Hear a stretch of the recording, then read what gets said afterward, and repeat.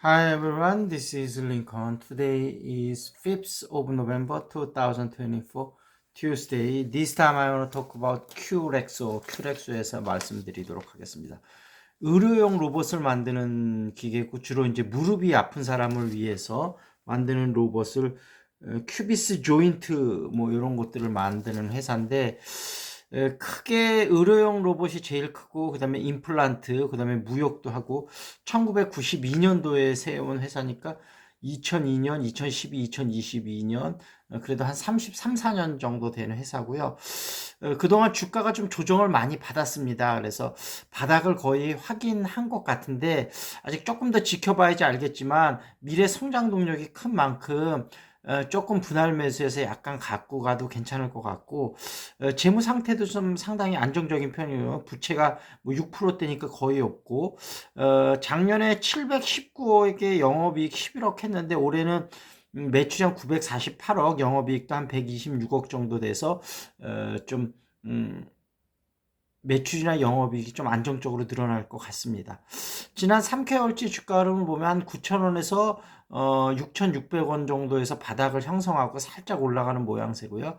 지난 10년치 주가 흐름을 보면 좀 업앤다운이 있다가 올해 초에 한 24,000원까지 갔다가 조정을 쭉 많이 받은 상태입니다. 그래서 거의 한 70%, 75% 정도 조정 받았으니까 미래 성장 동력이 큰 회사니까 좀 관심을 가져보자 이렇게 말씀드리도록 하겠습니다.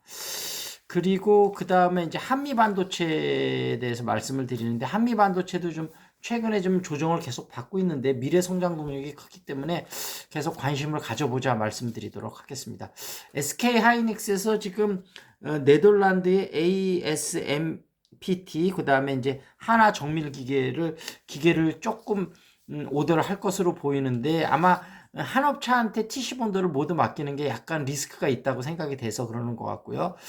대신 한미 반도체도 SK 하이닉스와 끈끈한 관계는 계속 이어나가면서 마이크론 매출이 계속적으로 늘어나고 있고 삼성전자 매출도 앞으로 늘어날 수 있기 때문에 뭐 계속 긍정적으로 보셔도 괜찮을 것 같다 이렇게 말씀드리고 지금 올해 3분기 매출 2,085억, 영업이익 993억이라 매출은 568%, 영업이익은 3,220% 작년도에 비해서 증가했고 올해 매출은 아마 한 6,600억 정도, 영업이익률은 한 47% 정도 될 것으로 생각이 되니까 계속 관심을 가지셔도 될 것 같습니다.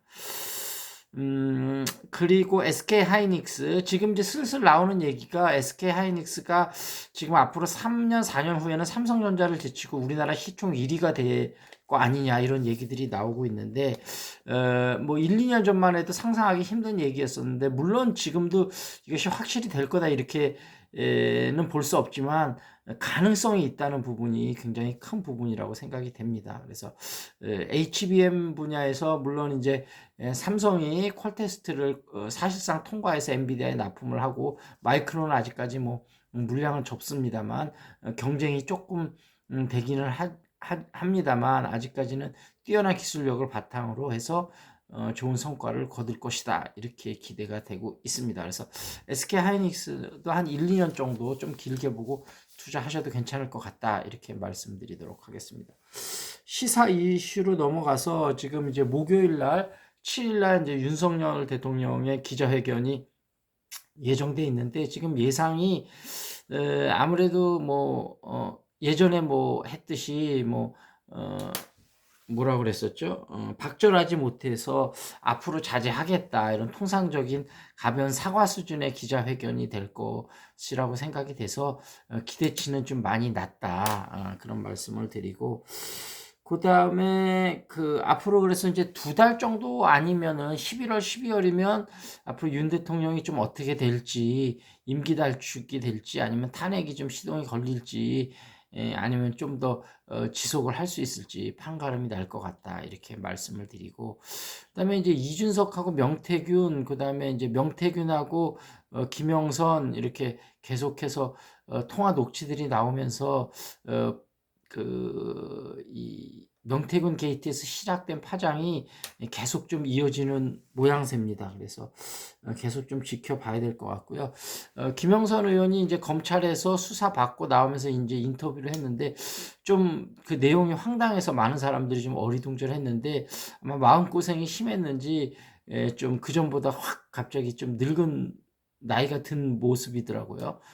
그래서 좀 약간 안타까운 감정도 좀 들었는데 어찌됐든 좀 그런 일이 있었다. 그리고 이종원 씨 이제 유튜버인데 이제 조국하고 좀 가깝게 지내면서 최근에 이제 많이 줄었다가 다시 좀 구독자 수가 늘었다고 하는데 지금 진보 쪽으로부터 여러 가지 좀 공격을 많이 받는 것 같아요. 그래서 그런 내용들은 한번 살펴보시고요.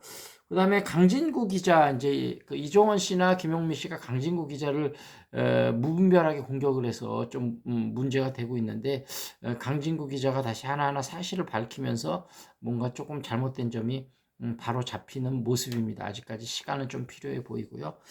그 다음에 이제 오늘 저녁서부터 이제 우리나라 시간으로 내일 저녁까지 이제 미국의 대선 투표가 시작이 되는데요. 본격적인 막이 올랐고 여러 가지 지금 이야기들이 많이 나오고 있는데 지금은 거의 50대 50의 마지막인데 아주 약간의 차로 지금 해리스가 조금 더 유리할 수 있다. 그래서 270석을 달성을 해야 되는데 해리스가 270석을 달성을 하거나 아니면 269대 269 동률이 나올 수도 있다. 동률이 나오면 하원에서 결정하기 때문에 공화당이 조금 유리한 상황이고 그렇습니다.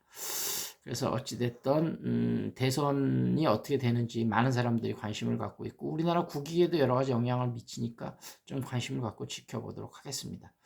그 다음에 홍명보 축구 감독을 선정한 것 자체가 문제가 있다. 이제 최종 문체부 감사관이 그렇게 이제 지정을 해서 아마 새롭게 그 국가대표 감독 절차가 진행이 될 것 같고 정몽규 회장은 아마 일정 기간 동안 자격이 일단 정지되는 걸 맞을 것 같습니다.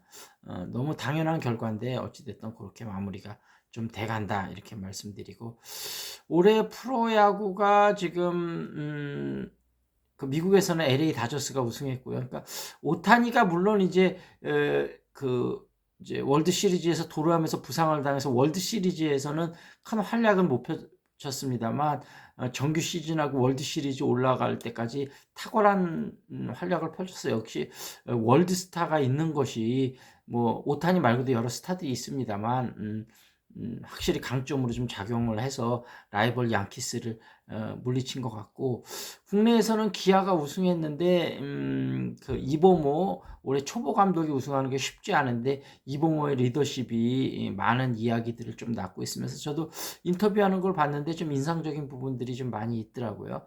그리고 두산은 오재원 선수가 좀 거친 언행으로도 좀 여러 가지 이슈가 됐었는데 마약 이슈 때문에 여러 가지 후배 선수들한테 좀 피해를 끼치는 모습이 좀 안타깝습니다. 시사 이슈는 이 정도로 정리하도록 하겠습니다. 궁금한 종목 있으면 유튜브에 댓글 달아주시고요. 그 다음에 여기 용인수지 쪽이니까 탁구 재테크 영어회화 관심 있으신 분은 연락 주시기 바라겠습니다. 여기서 마무리 짓겠습니다. That's it. This is Lincoln. See you next time.